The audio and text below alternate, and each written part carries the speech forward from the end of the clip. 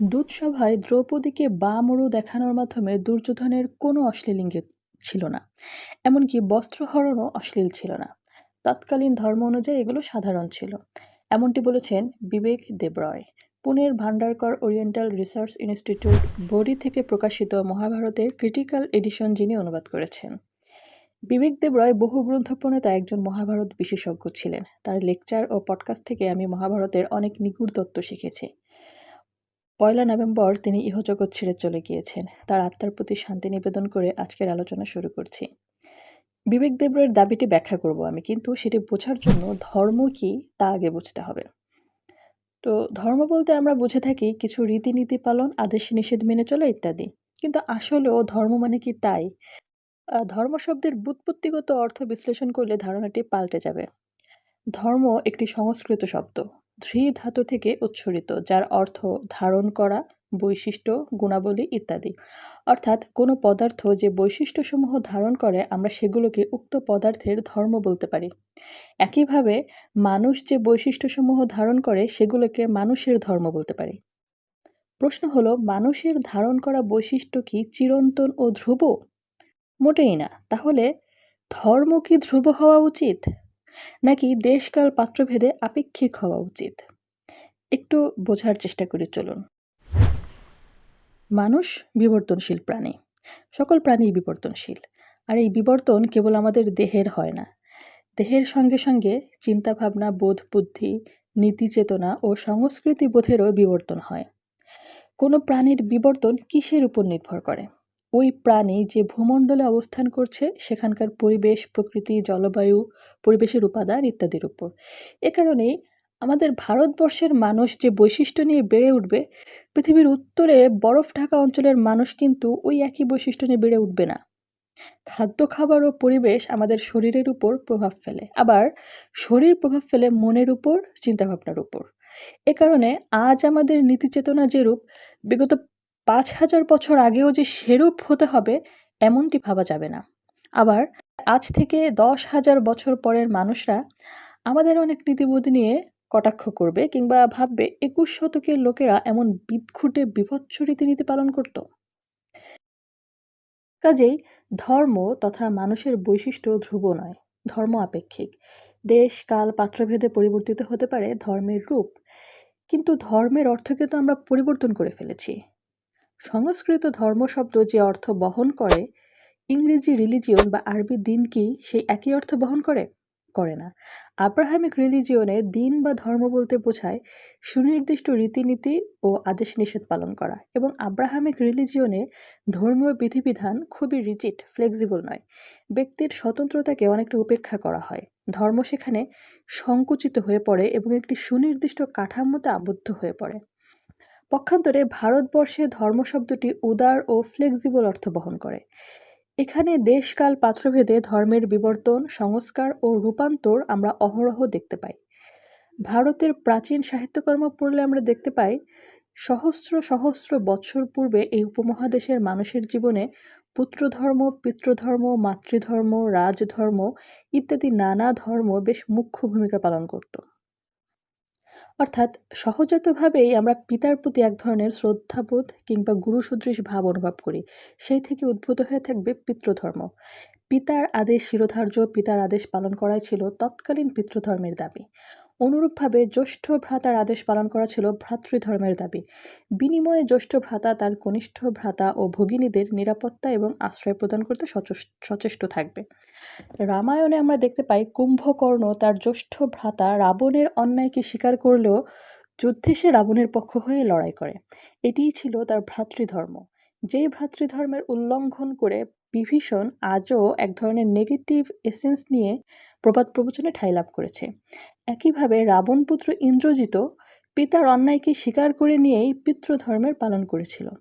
অর্থাৎ তৎকালীন সমাজে নিজ পুত্র, ভাই কিংবা পিতা অন্যায় করলেও বিপদকালীন অবস্থায় তাদেরকে রক্ষা করাই ছিল মূল ধর্ম। আমি ধর্মের এই রূপটিকে ডিফেন্ড করছি না, কিংবা সুপিরিয়রিটির সার্টিফিকেটও দিচ্ছি না।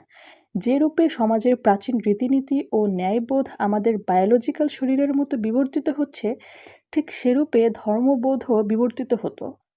এমনকি তৎকালীন সমাজেও এই প্রচলিত ধর্মের বিরুদ্ধাচরণ করতে দেখা যায়।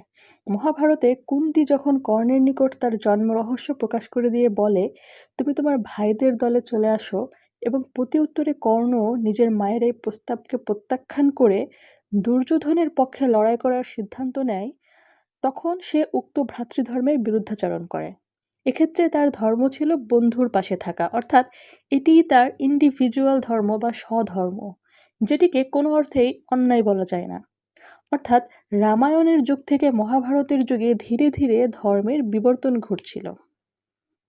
কিন্তু বর্তমানে আমরা ধর্ম বলতে যে সংঘবদ্ধ ধর্ম দেখি, এটিকে কি আসলেও ধর্ম বলা যায়, কিংবা এটি কি ওই প্রাচীন ধর্মের বিবর্তিত রূপ? আমি একদমই সেটা মনে করি না। আমার কাছে সংঘবদ্ধ ধর্মকে কোনো ন্যাচারাল বিবর্তন মনে হয় না। কারণ প্রত্যেকটা মানুষ স্বতন্ত্র, স্বতন্ত্র প্রত্যেকের চিন্তা ভাবনার স্ট্রাকচার। কাজেই প্রত্যেকের ধর্ম বা বৈশিষ্ট্য এক হবার কথা নয়। আপনারা এখানে ধর্ম শব্দটিকে কিন্তু ওই সংস্কৃত ধর্ম শব্দটি দিয়ে বোঝার চেষ্টা করবেন, তাহলে বুঝতে পারবেন। ধর্মকে যদি আপনারা রিলিজিয়ন দিয়ে বুঝতে চেষ্টা করেন, তাহলে আমার এই কথাগুলো বুঝতে পারবেন না। তো যাই হোক, দেশকাল পাত্রভেদে ধর্মের রূপের ভিন্নতা কিভাবে তৈরি হয় তার উদাহরণ আমরা মহাভারতে দেখতে পাই। ইন্ডিভিজুয়াল ধর্মের উদাহরণও প্রচুর দেখানো যায় মহাভারত থেকে। যেমন উদাহরণস্বরূপ ভীষ্ম ও অর্জুনের কথা বলা যায়। এই দুজনই জীবনের কোনো একটি পর্যায়ে একই সিচুয়েশনে পড়েছিল, কিন্তু ইন্ডিভিজুয়ালিটি বা স্বতন্ত্রতা থাকায় তাদের সিদ্ধান্ত ভিন্ন রকম ছিল। মনে করে দেখুন, ভীষ্ম যখন কাশীরাজের কন্যা অম্বিকা ও অম্বালিকাকে অপহরণ করে নিয়ে আসে, তখন অম্বা স্পষ্টভাবে জানিয়ে দেয় যে সে মদ্ররাজ শাল্বকে ভালোবাসে এবং তাকেই বড়মাল্য দেওয়ার সিদ্ধান্ত নিয়েছিল। ভীষ্ম এরপর অম্বাকে শাল্বের কাছে পাঠালে শাল্ব অম্বাকে প্রত্যাখ্যান করে। এরপর অম্বা ভীষ্মকে বলে, যেহেতু তুমি আমাকে অপহরণ করে এনেছো, সেহেতু তোমারই আমাকে বিয়ে করতে হবে। যদি তুমি আমাকে বিয়ে না করো, তাহলে আমি প্রাণ ত্যাগ করব। ওদিকে ভীষ্ম ব্রহ্মচর্য পালনের ব্রত নিয়েছিল, কাজেই ভীষ্ম নিজের প্রতিজ্ঞা পালনে অনড় ছিল। এখানে ভীষ্মকে দুটো ধর্মের মধ্যে যে কোনো একটিকে বাছাই করতে হতো। হয় ব্রহ্মচারিতা ভেঙে অম্বাকে বিয়ে করে অম্বার জীবন বাঁচানো, অথবা অম্বার জীবন চলে গেলেও নিজের প্রতিজ্ঞা রক্ষা করা। ভীষ্ম দ্বিতীয়টিকে বেছে নিয়েছিল, ফলে অম্বা নিজের জীবন ত্যাগ করে দেয়। এই একই রকম সিচুয়েশনে অর্জুনও কিন্তু একবার পড়েছিল। যখন পাণ্ডবরা ইন্দ্রপ্রস্থে বসবাস করতে লাগলো, তখন একবার তস্কররা গো সম্পদ হরণ করতে এসেছিল। তো গো তস্করদের ধরবার জন্য গান্ডীব ধনুক নিতে অর্জুন যুধিষ্ঠির ও দ্রৌপদীর কামরায় প্রবেশ করে। কথা ছিল, দ্রৌপদী যখন যে স্বামীর কাছে থাকবে, তখন সেখানে অন্য কেউ প্রবেশ করতে পারবে না। যদি করে, তাহলে তাকে 12 বছরের বনবাস ও ব্রহ্মচারিতা পালন করতে হবে। এই কঠিন শাস্তির কথা মাথায় থাকার পরেও অর্জুন তস্করদের হাত থেকে গো সম্পদ রক্ষা করার জন্য যুধিষ্ঠিরের কামরায় প্রবেশ করে এবং যুধিষ্ঠিরের অনুরোধ উপেক্ষা করে সে 12 বছরের বনবাস স্বীকার করে নেয়। বনবাসকালে অর্জুনের দেখা হয় নাগকন্যা উলুপির সঙ্গে। উলুপি অর্জুনের প্রেমে পড়ে যায়, কামনা করে অর্জুনকে। কিন্তু অর্জুন তো ব্রহ্মচারিতা পালন করছিল। তাই অর্জুন উলুপিকে বলে, দেখো, আমি ব্রহ্মচারিতা পালন করছি, তাই তোমার মনস্কামনা পূরণ করতে পারবো না। কিন্তু উলুপি অনড়। উলুপি পরিষ্কার জানিয়ে দেয়, যদি তুমি আমার কামনা পূরণ না করো, তাহলে আমি নিজের জীবন ত্যাগ করব। এখন বিবেচনা করে দেখো, লক্ষ্য করে দেখুন, অর্জুনের সামনেও দুটো অপশন। যে কোনো একটি ধর্মকেই বাছাই করে নিতে হবে। আর অর্জুন এবার নাগকন্যার জীবন রক্ষা করাকেই বাছাই করে, প্রতিজ্ঞা ধর্ম ত্যাগ করে জীবন রক্ষার ধর্ম পালন করে। অর্থাৎ স্বতন্ত্র চিন্তা থেকে ধর্মের রূপ স্বতন্ত্র হয়ে যাচ্ছে, এবং আমার কাছে কিন্তু দুজনকেই যার যার অবস্থান থেকে সঠিক মনে হয়েছে। দেশকাল পাত্রভেদে ধর্মের রূপ চেঞ্জ হওয়ার আরেকটি উদাহরণ আমরা পাই ঋষি বিশ্বামিত্রের একটি কাহিনী থেকে। যদিও নাস্তিক সমাজ এই ঘটনাটি নিয়ে কটাক্ষ করে, কিন্তু আমার কাছে এটিকে খুবই তাৎপর্যপূর্ণ ঘটনা মনে হয়। ঘটনা হলো, ইন্দ্র একবার রাগ করে 12 বছর বৃষ্টি বর্ষণ থেকে বিরত থাকে। ফলে মারাত্মক খরা ও দুর্ভিক্ষ দেখা দেয়। ঋষি বিশ্বামিত্র তার ক্ষুধার্ত পরিবারকে অন্ন দিতে খাবার খুঁজতে থাকে, কিন্তু কোথাও খাবার পায় না। হঠাৎ সে দেখতে পায় একটি চণ্ডাল বাড়িতে কুকুরের মাংস পুড়িয়ে রাখা হয়েছে। বিশ্বামিত্র চিন্তা করেন চণ্ডালটি ঘুমিয়ে পড়লে তিনি কুকুরের মাংস চুরি করবেন এবং নিজের পরিবার নিয়ে খাবেন।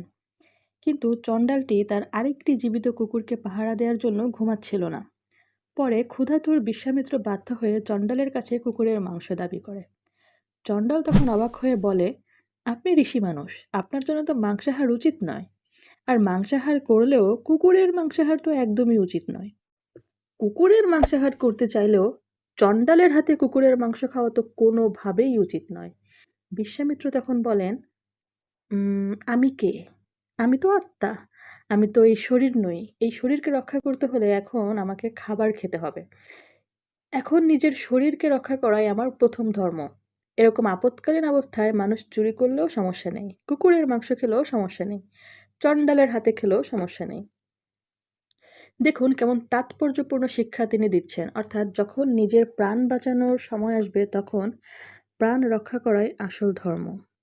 তবে নিশ্চয়ই অন্যের ক্ষতি করে নয় বা অন্যের প্রাণ হরণ করে নয়। তো দেশকাল পাত্রভেদে ধর্মের রূপ চেঞ্জ হয়ে যাচ্ছে। মহাভারত থেকে এরকম উদাহরণ আরও অনেক দেয়া যাবে। যাই হোক, এবার আমরা দূতসভায় আসি। তো দূতসভায় যুধিষ্ঠির যখন তার 4 ভাই সহ নিজেকে এবং দ্রৌপদীকে হেরে বসে, তখন তারা সবাই দুর্যোধনের দাসে পরিণত হয়। আর তৎকালে মানুষ সাধারণত 2 টুকরো কাপড় পরত, এক টুকরো নিচে আর এক টুকরো উপরে। কিন্তু দাসদের জন্য 1 টুকরো কাপড় বরাদ্দ ছিল। দাসরা নারী হোক বা পুরুষ হোক, তাকে 1 টুকরো কাপড়ই পরতে হতো। তাই পঞ্চপাণ্ডব ও দ্রৌপদী যখন দাসে পরিণত হয়, তখন নিয়ম অনুযায়ী আগে পঞ্চপাণ্ডবের আপার গার্মেন্টস খুলে নেওয়া হয় এবং পরে দ্রৌপদীর আপার গার্মেন্টস খুলতে বলা হয়। বিবেক দেবরায়ের মতে এখানে অশ্লীলতার কোনো কিছু ছিল না।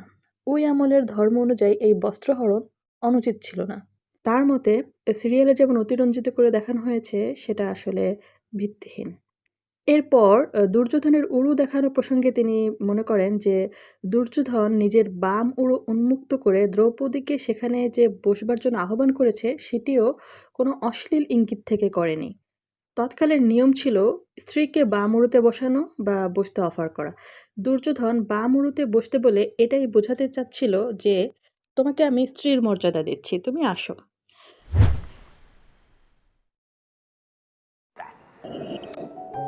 One is, all of us are familiar with this incident of Draupadi being dragged to the assembly hall and being disrobed.